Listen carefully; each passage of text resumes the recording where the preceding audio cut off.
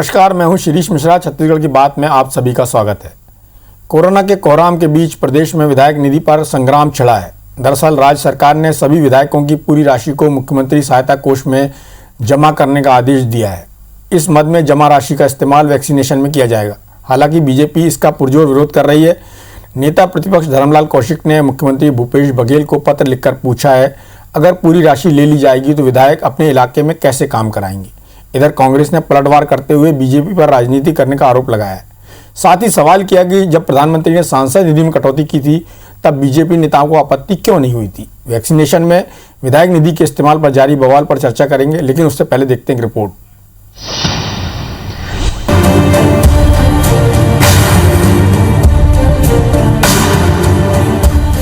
छत्तीसगढ़ में 1 मई से 18 वर्ष से अधिक लोगों का टीकाकरण। फंड जुटाने में लगी छत्तीसगढ़ सरकार। वैक्सीनेशन में विधायक निधि का इस्तेमाल करेगी सरकार। जी हां, 1 मई से 18 वर्ष से अधिक उम्र के लोगों को वैक्सीन लगाने के लिए राज्य सरकार ने विधायक निधि का इस्तेमाल करने का फैसला किया है। इसके लिए आर्थिक व सांख्यिकी विभाग ने आदेश भी जारी कर दिया। सरकार के इस फैसले को कांग्रेस विधायक दल ने अपनी सैद्धांतिक सहमति दे दी है, लेकिन बीजेपी विधायकों ने वैक्सीनेशन में एमएलए फंड के इस्तेमाल पर सवाल उठाते हुए मोर्चा खोल दिया। नेता प्रतिपक्ष धर्मलाल कौशिक ने मुख्यमंत्री को चिट्ठी लिखकर फैसले पर असहमति जताई और कहा कि विपक्ष को बिना विश्वास में लिए ये कदम उठाया गया। मुख्यमंत्री सहायता कोष में राशि जमा कराने से विधायक अपने क्षेत्र के लोगों की मदद नहीं कर पाएंगे। बीजेपी के मुताबिक विधायक निधि का उपयोग विधानसभावार कामों के लिए होना चाहिए। यहाँ के सरकार के द्वारा कभी भी इस बात की प्रयास नहीं होती कि बाकी को विश्वास में लेकर के काम किया जाए, और ये जिस प्रकार से निर्णय हो रही है मुझे लगता है उचित नहीं है।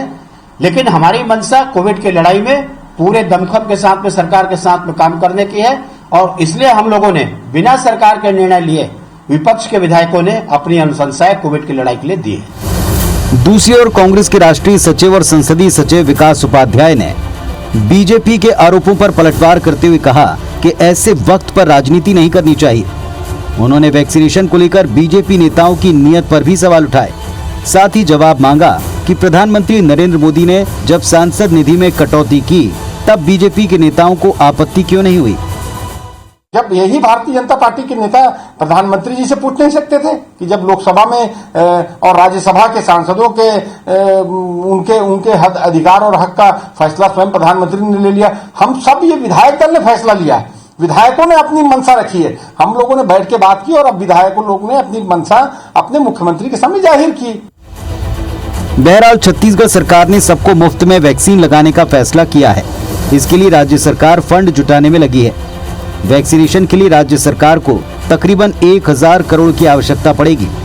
प्रदेश में 90 विधायकों की विधायक निधि की राशि 2-2 करोड़ रुपए के हिसाब से 180 करोड़ रुपए मुख्यमंत्री सहायता कोष में जमा होगी।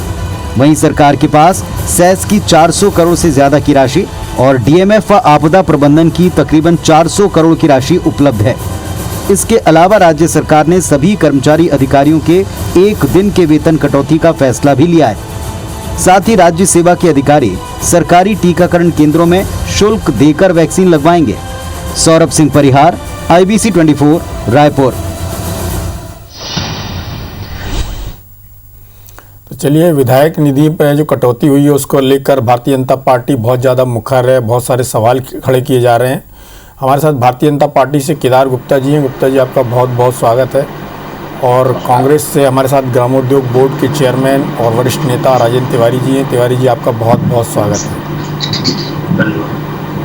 सबसे पहला सवाल भारतीय जनता पार्टी के नेता केदार गुप्ता जी से कर लिया जाए, चूँकि आपकी पार्टी बहुत सारे सवाल उठा रही है। लगातार ये पैंडेमिक का पीरियड है और आपकी पार्टी सवालों पे सवाल खड़े कर रही है, जबकि आपको मालूम है कि केंद्र में आपकी सरकार ने ही सांसद निधि को सस्पेंड करके रखा हुआ, उसका इस्तेमाल कर रहे हैं। इसके अलावा आप सरकार के जिन फंड्स को लेकर सवाल खड़े करते हैं, वहीं पीएम केयर्स फंड के बारे में कोई बात नहीं करते हैं। इसके अलावा प्रदेश का जो CSR का पैसा है वो प्रधानमंत्री के फंड में जाता है, तभी वो CSR का पैसा माना जाता है। इस तरह का डिस्क्रिमिनेशन आपकी पार्टी लगातार कर रही है और उसके बाद पहले भी बोला गया कि जब जो मुफ्त में टीका लगाने वाली बात है उस पर भी केंद्र सरकार ने हाथ खड़े कर दिए, राज्य सरकार अपने संसाधन से प्रयास कर रही है, तो आपकी पार्टी इतने सवाल क्यों खड़े कर रही है? ये समय ऐसा था जब आपकी पार्टी को सरकार के साथ खड़े हुए दिखाई देना था, लेकिन कौन सा विकास कार्य होगा इन दौरान? और दूसरी बात, केंद्र में जो आपकी भारतीय जनता पार्टी की सरकार है तो आपके सांसदों की संख्या 3/4 नहीं है, यहाँ पर कांग्रेस के विधायकों की संख्या 3/4 है। केदार गुप्ता जी। शिरीष भैया देखिए, जहां तक सांसद निधि का सवाल है तो मैं बहुत स्पष्ट कहता हूं कि पूरे भारत में बहुत प्रदेश ऐसे थे जहां पर उन सांसदों को उस समय निधि की आवश्यकता नहीं थी। देश के अन्य प्रदेशों में जहां ज्यादा कोरोना का कोहराम था वहां पर वो फंड यूज किया गया, तो आखिर वो पैसा देश के ही काम आया। ये पहली बात। इसमें क्यों ये लोग राजनीति ढूंढते हैं मेरे समझ में नहीं आता। जिस प्रदेश में कोरोना कम था वहां सांसदों ने अगर बाकी देश के हिस्से के लिए अपना पैसा दे दिया तो उन्हें धन्यवाद देना चाहिए। अब दूसरी बात विधायक निधि की मैं करना चाहता हूं कि हम तो परेशान है कि ये सरकार कोई भी ऐसा काम आता है, हाय पैसा हाय पैसा हाय पैसा। अरे क्या बात है भाई, आप देखिए अभी केंद्र सरकार ने छत्तीसगढ़ में 54 लाख नागरिकों को मुफ्त में वैक्सीन लगा दिया और उसमें कुछ 10% लोगों ने शुल्क देकर भी हॉस्पिटल में लगाया होगा। हम सब उसका स्वागत करते हैं। 54 लाख लोग, जो 70% है जो हमारे 45 साल के ऊपर के भाई बहन और बुजुर्ग लोग हैं। आप 30% और लगेंगे तो ऐसे आंकड़ा ये लगभग मैं समझता हूं 75 से 80 लाख हो जाएगा। अब बचने वाले जो लोग हैं, क्या ये सरकार डीएमएफ फंड की राशि से और जो आबकारी का उपकर है उससे भी इसका इलाज है, वैक्सीन नहीं करवा सकती? कहां दिक्कत है? और आपदा प्रबंधन का पैसा अलग पड़ा है।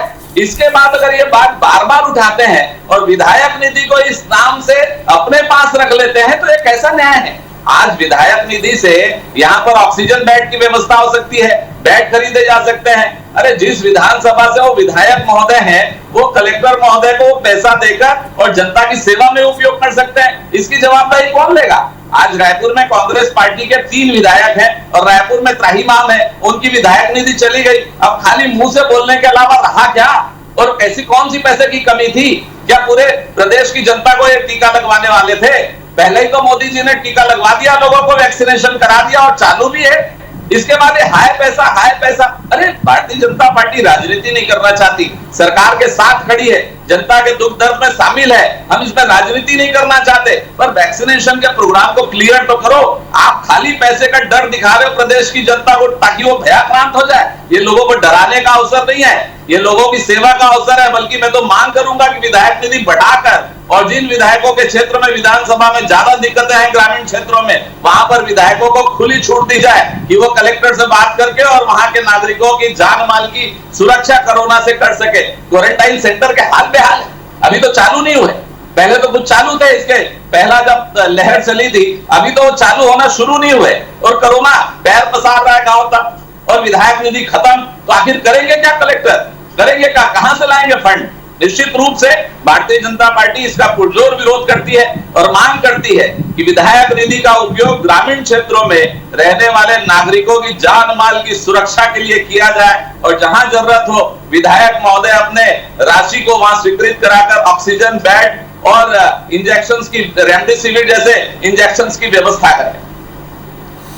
चलिए, आपने अपनी बात कही और आपने लास्ट में आरोप भी लगा दिया, आप कोविड सेंटर पर आ गए। बात मुद्दे की थी कि जब सांसद निधि खत्म की गई तब आपकी पार्टी ने क्यों हल्ला नहीं मचाया और अभी क्यों इतना हल्ला मचा रही है और अभी क्यों कलेक्टर को पैसे कम पड़ गए, इस तरह की बातें क्यों की जा रही हैं। जो मैंने एक बात और भी उठाई थी CSR को लेकर, जो CSR के मद की बात है वो भी प्रधानमंत्री ने अपने पास सेंट्रलाइज कर लिया है। उसको लेकर भी पूरे देश के उद्योगपति और बाकी लोग परेशान हैं। खैर, मेरे साथ राजन तिवारी जी भी हैं। तिवारी जी, चाहूँगा कि जो बात केदार गुप्ता जी ने कही और आपकी पार्टी का जो तर्क है उस पर आप बात करें कि विधायक निधि को सस्पेंड क्यों किया गया या उसका दूसरा जो वैक्सीनेशन के लिए उपयोग हो रहा है। जैसा कि इनका कहना था केदार गुप्ता जी का कि प्रधानमंत्री ने वैक्सीनेशन की बात की थी और इस समय आपको भी मालूम है कि पूरे देश में क्या स्थिति है। भारतीय जनता पार्टी का जो उत्सव धर्मिता वाला एक फेज चला जिसके कारण पूरे देश में अभी जो स्थिति है उस पर जरूर चाहूँगा कि आप कुछ बात करें। डॉक्टर मिश्रा, आप बैठे हैं, आपसे मुखातिब हूँ मैं। आप चूंकि सार्वजनिक बात करते हैं इसलिए थोड़ी गंभीरता की बात होनी चाहिए इस बार। आपने कोई मसले उठाए हैं, मैं उस पर बात करना चाहूँगा। बहुत ही बुनियादी मुद्दा उठाया आपने CSR का। क्या है CSR, मैं उस पर आऊंगा, मगर सबसे पहली बात तो यह है कि भारतीय जनता पार्टी की जो स्थानीय इकाई है छत्तीसगढ़ की, इसने निर्लज्जता की सारी सीमाओं को तोड़ दिया है। मैं आपको सिलसिलेवार एक बात बताना चाहूंगा, हालांकि इन शब्दों का इस्तेमाल करना अच्छा नहीं लगता किसी राष्ट्रीय राजनीतिक दल के प्रति, मगर मेरी अपनी पीड़ा है। मैं देखता हूं, मैं देश दुनिया के तमाम समाचार को पढ़ता हूं, सुनता हूं, देखता हूं, और मुझे लगता है कि ये किस तरह का आचरण कर रहे हैं। इस महामारी के अवसर पर भी निकृष्ट राजनीति कर रहे हैं। इनको ये यहाँ भी झूठ बोलने से बाज नहीं आ रहे हैं। मैं आपको बताना चाहूंगा कुछ तथ्यात्मक आंकड़े। ये हमारे प्रदेश में हर हफ्ते ये होता है कि वैक्सीनेशन कितना हुआ, कितना टीकाकरण हुआ है। तो हमारे यहाँ कल तक का मैं बता रहा हूं आपको, 54,06,347 लोगों को टीकाकरण हो चुका है हमारे यहाँ। हर हफ्ते होता है। अब 30 तारीख को नए आंकड़े आएंगे, और ये पूरे हिंदुस्तान में त्रिपुरा के बाद दूसरे नंबर पर है टीकाकरण में। हमारा जो स्थान है, जो जांच हो रही है, उसमें हम चौथे स्थान पर हैं भारत में। छोटे राज्यों को अलग कर दीजिए तो शायद पहले दूसरे स्थान पर होंगे हम लोग। और हालत यह है कि अभी हमको जो टीकाकरण करना है, 1 तारीख से 18 साल से लेकर के 45 वर्ष के उम्र के लोगों को, उनका जो फिगर है वो 1,34,48,700 है। और अब मैं बुनियादी बात करना चाहूंगा। आपने तो एक लाइन, जो कि समय की सीमा रहती है, आपकी भी है, मेरी भी है, नहीं तो मैं विस्तार से बताना चाहूंगा कि देश की वित्त मंत्री सीतारमण जी ने, आदरणीय ने, ये पार्लियामेंट में घोषणा किया था कि हम 35,000 करोड़ रुपए केवल टीकाकरण के लिए अलग रखे हुए हैं। उस 35,000 करोड़ रुपए से 117 करोड़ लोगों को टीके के दोनों डोज लग गए होते, मगर एंड टाइम में उन्होंने, आपने कहा ना कि एंड टाइम में उन्होंने पल्ला झाड़ दिया और पूरा का पूरा मामला राज्य सरकार के ऊपर सौंप दिया। जिन 2 राज्य सरकारों ने सबसे पहले घोषणा की कि हम अपने नागरिकों के प्रति पूरी तरह से जिम्मेदार हैं, केंद्र सरकार अगर नहीं टीका लगाएगी तो हम लगाएंगे, उसमें एक श्री भूपेश बघेल जी थे, जिन्होंने ये घोषणा किया कि राज्य अपने खर्चे से, अपने पैसे से टीका लगाने का काम करेगी। अब 1,34,48,700 लोगों को हम अपने पैसे से टीका लगाने वाले हैं। अभी केदार कह रहे थे, केदार गुप्ता जी बोल रहे थे हाई पैसा, हाई पैसा। केदार जी, आप मुझको बताइए, आप तो व्यवसायी जगत से आते हैं, पैसे के बगैर कोई काम होता है क्या?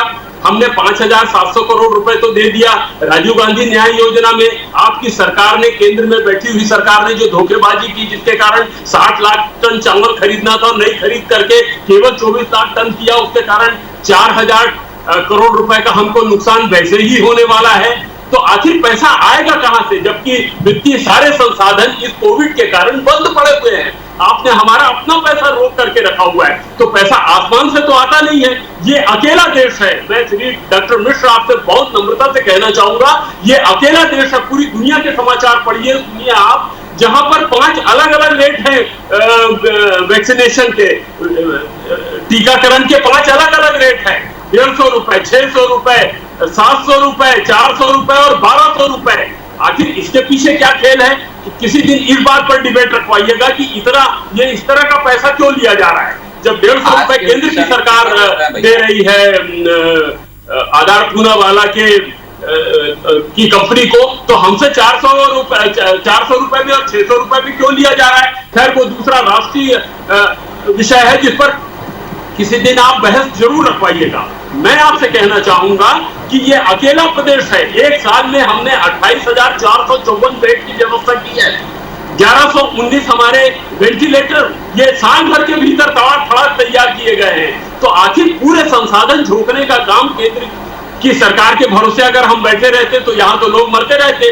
और पूरे देश को जिस तरह से केंद्र की सरकार ने झोंक दिया है महामारी में, आपको मालूम है 3.5 लाख से ज्यादा, आप बखूबी जानते हैं, 3.5 लाख से ज्यादा कोरोना से संक्रमित लोग हैं। पूरी दुनिया में ये रिकॉर्ड है। और आप दुनिया के समाचार पत्रों को पढ़िए, सुनिए, किस कदर आलोचना हो रही है मोदी सरकार की। तो वो अपने पूरे कार्यों से पल्ला झाड़ने का काम कर रही है। जितने संसाधन थे जो हमारे बाप दादा पुरखों ने बनाया था, उसको बेचने का काम तो ये कर रहे हैं। अभी जो मैं कल पढ़ रहा था वो और खौफनाक है, ONGC का 7 सीरीज को बेचने की तैयारी कर रहे हैं। केंद्र की सरकार पूरी तरह से आए पैसा करूं पैसा कैसा, ये वाला मामला तो केंद्र सरकार के ऊपर लागू होता है केदार गुप्ता जी, कि किस तरह से देश को खोखला कर दिया है और सारी जिम्मेदारी उन्होंने राज्य सरकार के ऊपर डाल दिया है। मैं डॉक्टर मिश्र एक बात, बहुत महत्वपूर्ण बात कही आपने, वो है CSR के बारे में, कारपोरेट सोशल रिस्पॉन्सिबिलिटी। हर कारपोरेट की ये जिम्मेदारी है कि वो अपनी आय का 2% सामाजिक कार्यों में खर्च करे। छत्तीसगढ़ में अरबों रुपए इकट्ठे होते हैं जो यहाँ के उद्योग धंधे लगे हुए हैं। ये उद्योग धंधे यहाँ की जमीन पर, यहाँ का पानी, यहाँ का श्रम इस्तेमाल करके कमा रहे हैं बेचारे, और कमाने के बाद में उसका 2% बजाय यहाँ के लोगों को उसको लाभान्वित करना चाहिए, केंद्र सरकार उठा करके लेके जा रही है। राज्य के पास पैसा आएगा कहां से? कोविड की इस भयावह स्थिति में केंद्र सरकार को मदद करने से पल्ला झाड़ दिया है उन्होंने, और हम किसी तरीके से संसाधन जुटा करके प्रयास कर रहे हैं। उसके लिए मैं कभी कभी मुझे बड़ी आश्चर्य की बात होती है, हमारे यहाँ बाकी प्रांतों का आप देखिएगा ऑक्सीजन की कितनी भयावह कमी है। हमारे यहाँ हम सौभाग्यशाली इस बात को लेकर के, जितना ऑक्सीजन हमारे यहाँ होता है उसका 20%, 80% हम अपने लिए इस्तेमाल कर रहे हैं, और अतिरिक्त 20% को हम दूसरे राज्यों को दे रहे हैं, जिसमें गुजरात को दिया, आंध्र प्रदेश को दिया, हमने मध्य प्रदेश को दिया। अभी लखनऊ में एक अस्पताल को जब भेजा भूपेश बघेल जी ने, तो भारतीय जनता पार्टी का एक प्रवक्ता ये कहता है कि उत्तर प्रदेश को क्यों दिया गया ऑक्सीजन।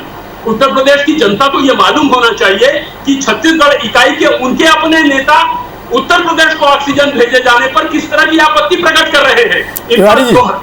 पूरी तरह से दोहरा चरित्र है, ये कहते कुछ है करते कुछ है, नहीं कोई काम नहीं कर रहे हैं, ट्विटर दे देते हैं, एक कागज लेकर के बैठ जाते हैं। और एक बात अच्छी है कि भारतीय जनता पार्टी के नेता जैसा भी कर रहे हैं, लेकिन केदार गुप्ता जी बहुत अच्छे से बचाव कर रहे हैं पार्टी का, और पार्टी लाइन पे ही बात कर रहे हैं। उम्मीद करता हूं कि इस तरह से जो चल रहा है आपका वो आगे भी चलता रहेगा। केदार गुप्ता जी, सवाल ये है कि राज्य सरकार के पास सीमित संसाधन है, और केंद्र सरकार को जहां जहां से लगता है वो इस तरह से राज्य सरकार पर चाहे ऑक्सीजन की बात हो, चाहे फंड्स की बात हो, उसको वहां से उठा रही है। उसका नुकसान ये हो रहा है कि वहाँ की जो क्षेत्र की जनता है वो यदि आवाज़ उठाती है या वहाँ पर दूसरी पार्टी रूलिंग पार्टी है, तो वैसी स्थिति में आपकी पार्टी के जो नेता होते हैं स्थानीय स्तर के, यहाँ पे जो भारतीय जनता पार्टी के नेता हैं, वो कभी केंद्र सरकार को इन सब बातों के बारे में अवगत नहीं कराते, ना कभी पत्र लिखते हैं, चाहे वो धान खरीदी की बात हो, चाहे CSR की बात हो, और इन सब बातों में आप लोग केंद्रीय नेतृत्व के साथ हाँ में हाँ मिलाते हुए ही नजर आते हैं।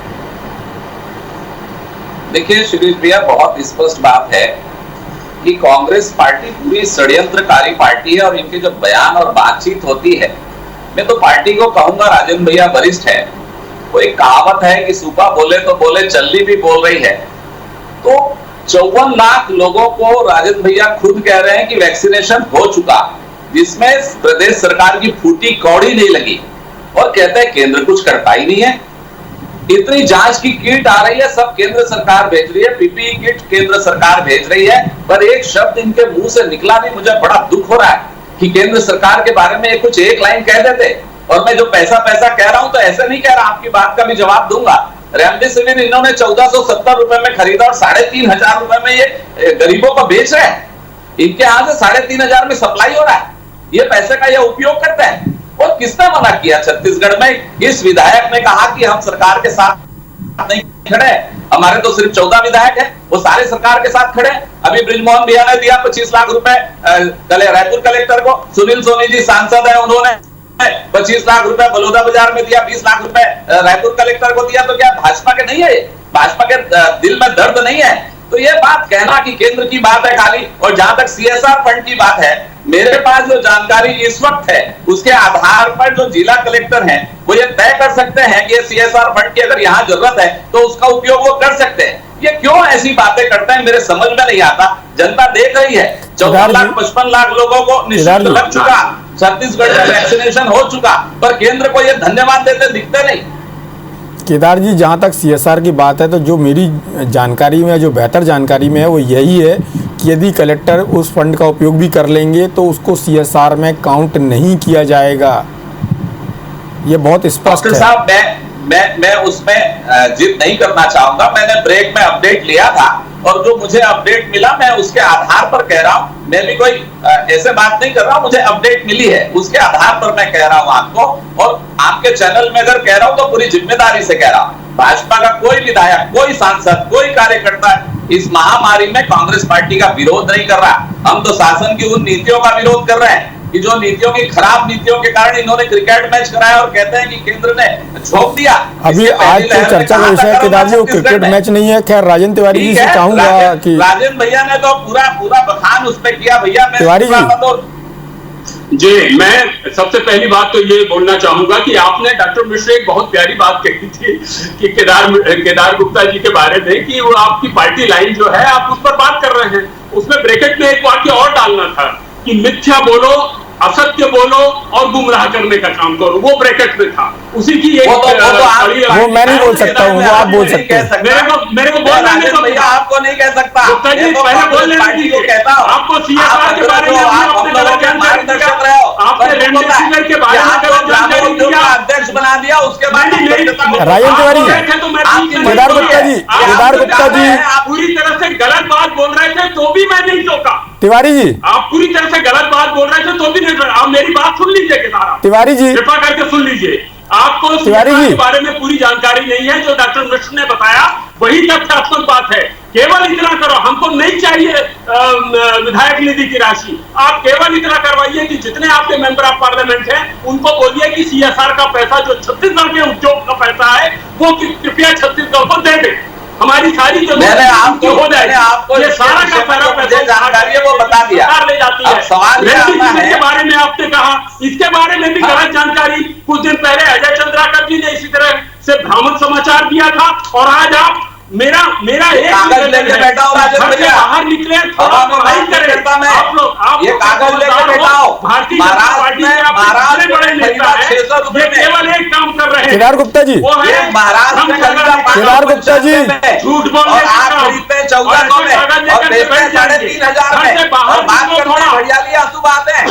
भारतीय जनता पार्टी का एक कार्यकर्ता बात नहीं कर रहा, कागज है करके लोगों की सुध नहीं ले रहा है। कागज रखा है। केदार गुप्ता जी तिवारी जी को बोलने दीजिए। गरीबों के लिए खाना बन रहा है और उसके बंटवारे की व्यवस्था तिवारी जी, पार्टी संगठन से लेकर के तिवारी जी सरकार। जी जी, मैं सिर्फ चाहूंगा कि जो केदार गुप्ता जी ने रेमडेसिविर के बारे में आरोप लगाया है, हालांकि वो आपके स्वास्थ्य मंत्री जी पहले क्लियर कर चुके हैं, लेकिन मैं चाहूंगा इस चर्चा में आप उसको जरूर क्लियर करें। हाँ, पहली बात तो यह है कि रेमडेसिविर का जो 1300 रुपए का दाम था वो पिछले साल का रेट था। और जब सिप्ला को ऑर्डर दिया गया तो एंड टाइम में सिप्ला ने हाथ झाड़ दिया और बाद में जो रेमडेसिविर खरीदा गया वो जो जिस रेट पर गुजरात ने और मध्य प्रदेश ने खरीदा उससे कम दाम में खरीदा गया। या प्रामाणिक आंकड़े हैं। तो इस बात को प्रदेश के स्वास्थ्य मंत्री ने पूरी शिद्दत के साथ, पूरी जवाबदारी के साथ आंकड़े सहित उस बात को प्रमाणित किया था। मगर भारतीय जनता पार्टी को इन सारे बातों से कोई मतलब नहीं है। उनको भ्रम फैलाना है, काम नहीं करना है। छत्तीसगढ़ की जनता के प्रति उनकी कोई सद्भावना नहीं है, कोई जिम्मेदारी नहीं है। इसलिए केवल कार्यक्रम चल रहा है। राजनीति में आरोप प्रत्यारोप का दौर तो चलता रहेगा, लेकिन उम्मीद की जानी चाहिए कि छत्तीसगढ़ की जनता के साथ अन्याय ना हो, चाहे वो कांग्रेस पार्टी हो चाहे भारतीय जनता पार्टी हो। और उम्मीद की जानी चाहिए कि दोनों पार्टियां ही प्रदेश के विकास और प्रदेश के लोगों के भले के लिए काम करेंगी। इस चर्चा में भाग लेने के लिए आप दोनों का बहुत बहुत धन्यवाद। नमस्कार।